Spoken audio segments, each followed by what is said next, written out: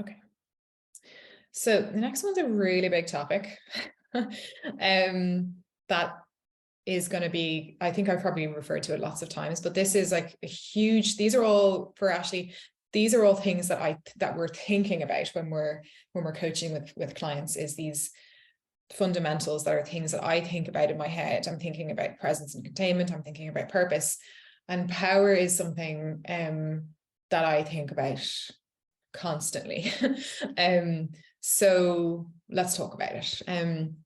So power is very often seen as like a bad thing, you know, because especially for women or any groups of people who are vulnerable to any kind of discrimination, like power can be a scary thing or a bad thing, or, you know, like a lot of harm has been done in the world at the hands of power, right? Look at the wars and all the things that are happening in the world, and, you know, how much harm can be done when certain people have power, different types of power, whether that's political power or physical power or financial power.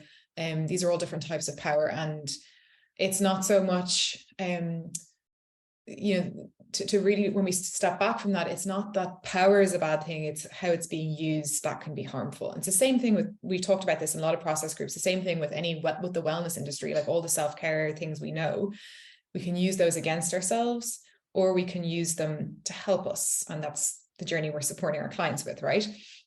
And so power is something to be aware of, as can be used for really, really good. So understanding our menstrual cycle, knowledge is power. Having education on our menstrual cycle is an empowering thing to have. It's like handing power back to women, right? And letting them have a healthier relationship with their menstrual cycle. And so there's lots of different types of power, but the three different types of power that I think about often are, well, the first one that I've already mentioned, so power over, that's like a dominating type of power, where so that could be anything from like bullying in school or in the workplace, or I don't know, an abusive situation, or you know, dictatorships, like that type of like power over can come in all different shapes and sizes. It can also be from that social justice lens, like a systemic thing, like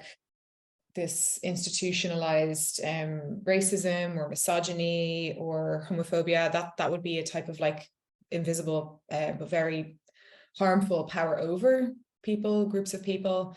And then there's power under, so that's like getting support from someone. It could be like you know, getting a grant, you're being supported by an institution, you're receiving power like underneath you.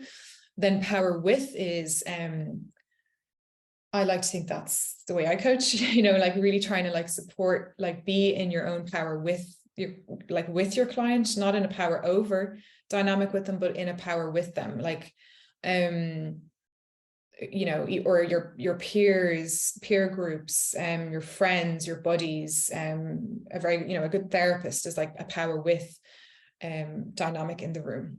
And then the fourth one is power within. So that's the power you source from within. So your sense of self, your relationship to yourself, your confidence, your ability to regulate, your self-awareness, emotional awareness, all the things about you that are, you know, power from within, are your ideas, your creativity, that's all power from within. Okay.